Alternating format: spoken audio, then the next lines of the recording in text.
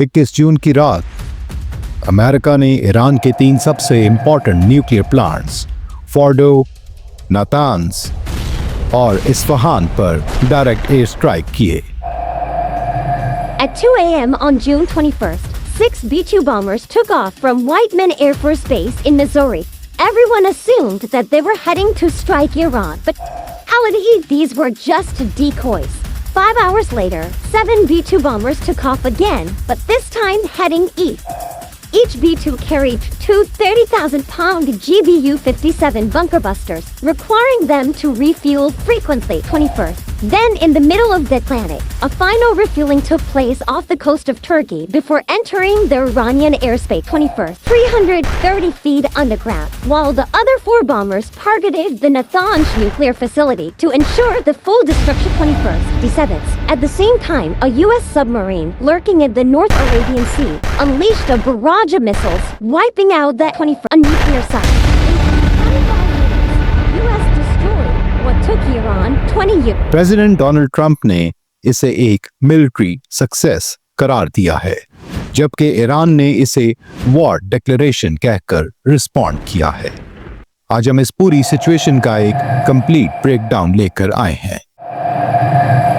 Tonight I can report to the world that the strikes were a spectacular military success. They've been killing our people, blowing off their arms, blowing off their legs with roadside bombs. That was their specialty. A short time ago, the U.S. military carried out massive precision strikes on the 3 key nuclear facilities in the Iranian regime: Fordo, Natanz, and Isfahan.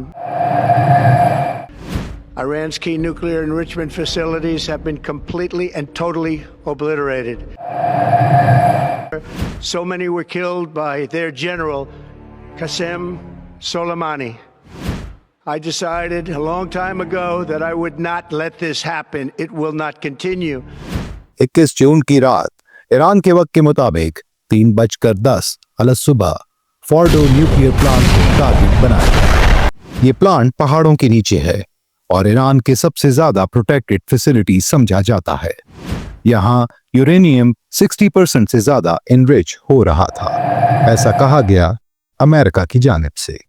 America ने B-2 spirit bombers use किए, जिन्होंने bunker busters bomb गिराए। साथ ही submarine से Tomahawk missiles launch किए, जो नातांज और Isfahan facilities तक जा पहुंचे। प्रेसिडेंट ट्रंप ने कहा, ईरान का न्यूक्लियर नेटवर्क अब खत्म हो चुका है। अगर उन्हें जवाब दिया तो हम और ज्यादा पावरफुल टारगेट्स रेडी रखते हैं। Not at war with Iran, we're at war with Iran's nuclear program. Last night, the operation was really extraordinary. These guys flew from Missouri. They didn't land a single time. They dropped 30,000-pound bombs on a target the size of a washing machine, and then got back home safely without ever landing in the Middle East or ever stopping, other than to briefly refuel. It was only when the president decided that the Iranians were not negotiating in good faith that he took this action. Yeah. He didn't take it lightly, but we want peace in the context of them not having a nuclear weapons program, and that's exactly what the president accomplished last. Israel और Iran का पुराना conflict. ये conflict आज का नहीं, 1979 से चलता आ रहा है। जब ईरान में इस्लामिक रेवोल्यूशन आई तो ईरान ने इसराइल को इल्लीगल स्टेट कहा, जबकि इसराइल ने ईरान को अपनी सिक्योरिटी के लिए सबसे बड़ा खतरा करार दिया। 1990s और 2000 में इसराइल ने सीरिया और लेबनान में स्ट्राइक्स की।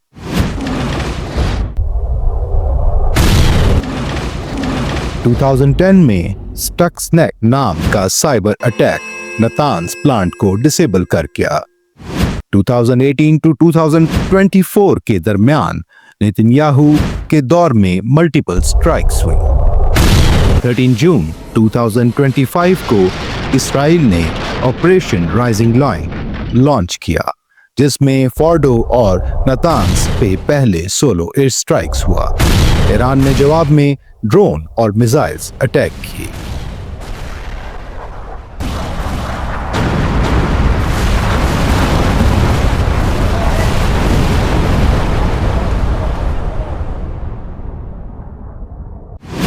इस सारे सिनेरियो में अमेरिका का क्या रोल रहा? पहले अमन का दावा, अब सीधा अटैक। अमेरिका पहले तक सिर्फ डिप्लोमेसी और सैंक्शंस का सपोर्टर था। अगर हम इसका ब्रेकडाउन देखें तो सालों साल पर मुहित मुख्तलिफ पॉलिसीज आती रही अमेरिका की जानिब से, जैसे कि 2002 से 2015 तक JCPOA न्यूक्लियर डील का हिस्सा, अब सीधा attack. We work to counter Iran's efforts to develop nuclear weapons and missile technology. Iran should not have a nuclear weapon. Period. I have stated that Iran will never be allowed to obtain a nuclear weapon. We will not allow Iran to acquire a nuclear weapon. Iran's key nuclear enrichment facilities have been completely and totally obliterated. Sanctions के साथ balance. 2018 में Trump ने deal तोड़ दी और maximum pressure policy चलाई। 2023 से 2024 के दरमियान गाजा वॉर में इजराइल को डायरेक्ट मिलिट्री सपोर्ट दी और उसके साथ ही 2025 में ईरान के खिलाफ सीधा अटैक, फोर्डो, नातांज और इस्फहान सब टारगेट। ट्रंप का कहना है ईरान ने एनरिचमेंट रीस्टार्ट कर दी है और रेड लाइन क्रॉस कर ली थी। ये स्ट्राइक जरूरी हो गई थी। ईरान का रिएक्शन जवाब हर हालत में होगा। که ورود آمریکا در این قضیه 100% به ضرر اوست. آنچه که اون در این زمینه ضربه خواهد خورد به مراتب بیشتر است از آنچه که ایران ممکنه صدمه بخوره.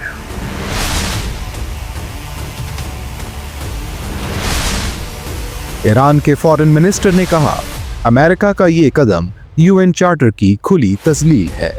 ईरान इसका जवाब अपने टाइम और अपने तरीके से देगा। Iran is under attack by a nuclear-armed superpower and a nuclear-armed regime, and Iran, as you know, is a non-nuclear-armed country.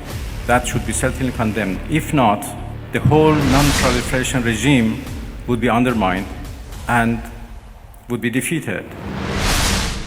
Iran ने न्यूक्लियर साइट से IAEA इंस्पेक्टर्स को हटा दिया। स्ट्रेट ऑफ हॉर्मुज को बंद करने की धमकी दी। मिसाइल और ड्रोन फोर्सेस को अलर्ट पे डाल दिया। अब बात करते हैं नेतन्याहू और इजराइल का एग्रेसिव पास्ट। नेतन्याहू इजराइल का सबसे एग्रेसिव लीडर समझा जाता है। इनके इंपॉर्टेंट ऑपरेशंस में 2008 से 2009 तक गाजा में ऑपरेशन कास्ट लीड 1300 से ज्यादा पैलेस्टीनियंस शहीद हुए। 2014 protective edge 2200 Palestinians and 73 Israelis casualties। 2018 में हाउस ऑफ कार्ड्स सीरिया में ईरानियन टारगेट पे डायरेक्ट स्ट्राइक्स। 2024 दमस्कस में ईरानियन कॉन्सुलेट पे इजरायली स्ट्राइक। ईरान का सीधा जवाब आया। 2025 में राइजिंग लाइन, फोर्डो और नातांज पे इजराइल का पहला सोलो अटैक, जिसका जवाब नेतन्याहू ने कहा अगर हमने रुकने का फैसला किया होता तो ईरान के पास बॉम्ब होता। ट्रंप ने दुनिया को एक मौका दिया है। पाकिस्तान का मौक़िफ़ अमन का हामी मगर इजराइल के खिलाफ। पाकिस्तान ने वॉर एस्केलेशन पर न्यूट्रल लेकिन क्लियर स्टांस लिया। फॉरेन ऑफिस का बयान इजराइल का ये अटैक गैर कानूनी है, ईरान को अपने डिफेंस का पूरा हक है। यूएन में पाकिस्तान का बयान रहा अगर आज हम इस एग्रेशन को इग्नोर करते हैं तो कल किसी भी मुल्क पर अटैक का दरवाजा खुल जाता है। पाकिस्तान आर्मी की तरफ से ईरान बॉर्डर पर हाई अलर्ट लगा दिया गया है। अब देखते हैं दुनिया भर के लीडर्स का reaction.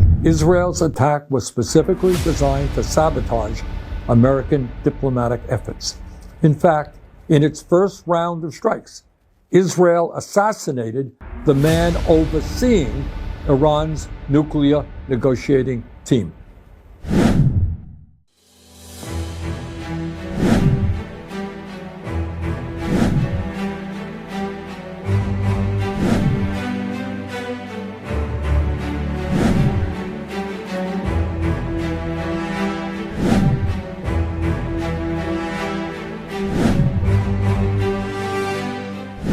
IAEA head Rafael Grossi ने बताया कि फोर्डो और अस्फहान टनल्स में गहरा डैमेज हुआ है। Craters are now visible at the Fordo site, Iran's main location for enriching uranium at 60%, indicating the use of ground-penetrating munitions. Given the explosive payload utilized and the extreme vibration-sensitive nature of centrifuges, very significant damage is expected to have occurred.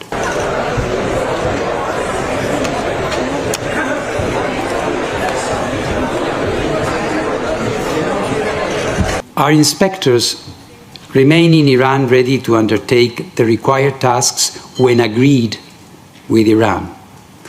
In this connection, and in order to guarantee their safety, arrangements have been made. AEOI atomic energy organisation of Iran और VP Vance ने confirm किया कि enrich uranium facilities से shift किया गया था। Satellite image support करती हैं कि फोर्डो और नतान्स से मटेरियल निकाले गए। And the proxies who threaten to retaliate against you and your team by killing you guys or taking out Soha. That would be a terrible thing for them to do, not because of me. If they did that, they would be obliterated. And I've left instructions. If they do it, they get obliterated. There won't be anything left. 23 जून को अल उदेद US airbase Qatar पर Iran ने 14 से 19 ballistic missiles attack किए। 18 intercept हुए, एक base पर गिरा, लेकिन नो कैजुअल्टीज। यूएस कहता है ईरान ने एडवांस वार्निंग दी थी। कतर ने सॉवरेनिटी वायलेशन की कंप्लेंट फाइल की है। ईरान ने IAEA के साथ जेनीवा न्यूक्लियर टॉक स्टार्ट की और साथ ही साथ रशिया, चाइना और यूरोप में डिप्लोमेटिक मिशन चला दिया है। ईरान कह रहा है कि वो IAEA सेफगार्ड्स मेंटेन करेगा, लेकिन एनरिचमेंट का हक रखता है। चाइना के फॉरेन मिनिस्टर वांग यी का कहना है यूएस का एक्शन इंटरनेशनल लॉ की खिलाफ वर्जी है। यूएन एनवॉय फू कॉन्ग ने सीजफायर रेजोल्यूशन का हिस्सा बनकर डायलॉग प्रमोट किया। रशियन प्रेसिडेंट पुतिन का भी कहना है ये अनप्रोवोक्ड एग्रेशन है, ईरान के साथ खड़े हैं। कतर का रिएक्शन, फॉरेन मिनिस्टर मजीद अल अंसारी ने कहा من مغبة هذه السلوكيات غير المسؤولة والتي نرى آثارها اليوم في منطقتنا جمعاء. ईरान का मिसाइल हमला हमारी टेरिटरी पर वायलेशन था, लीगल रिस्पांस का हक रखते हैं। प्रेसिडेंट ट्रंप का कहना है कि ईरान का जवाब कमजोर था, अब पीस पॉसिबल है। You know what? We basically have two countries that have been fighting so long and so hard that they don't know what the they're doing. Do you understand that? VP Vance का कहना है कि Iran को civil nuclear का हक है, लेकिन weapons बनाने की इजाजत नहीं। यूरोप का रिएक्शन भी ऐसा ही रहा। यूके प्राइम मिनिस्टर स्टारमर का कहना है कि नेगोशिएशन जरूरी है। फ्रांस के प्रेसिडेंट मैक्रोन रिस्ट्रेंट और डिप्लोमेसी के हामी हैं। मजीद फ्यूचर सिनेरियोज जो बन सकते हैं, उसमें इंटरनेशनल एटॉमिक एनर्जी इंस्पेक्शंस अगर अलाउ हुए तो स्टेबिलिटी का चांस होगा। डिप्लोमेटिक फ्रीज या फ्रोजन कॉन्फ्लिक्ट डेवलप हो सकता है। वॉर एस्केलेशन रिस्क अगर यूरेनियम ट्रेस ना हुआ तो। स्ट्रेट ऑफ हॉर्मस क्लोज होने से ग्लोबल ऑयल क्राइसिस मुमकिन है।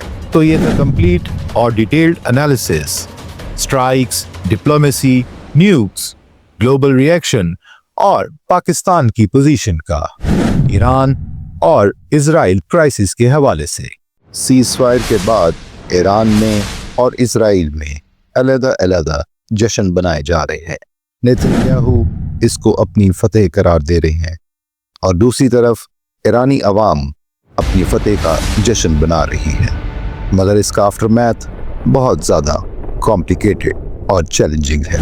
ईरान को और इजराइल को कितना डैमेज हुआ है ये तो वक्त ही बताएगा। इस जंग से खित्ते में और वर्ल्ड वाइड जो टेंशन है उससे मजीद कितना नुकसान होगा। ये था पूरा ब्रेकडाउन इस वक्त के सबसे डेंजरस इंटरनेशनल कॉन्फ्लिक्ट का। क्या ये स्ट्राइक्स अमन लाएंगी या एक लंबी जंग का आगाज बनेंगी? आप अपनी राय जरूर शेयर करें। मजीद इंटरनेशनल न्यूज के लिए पाकिस्तान अपडेट्स ग्लोबल को लाइक कीजिए और सब्सक्राइब कीजिए ताकि आप तक बर वक्त तमाम न्यूज पहुंचती रहें।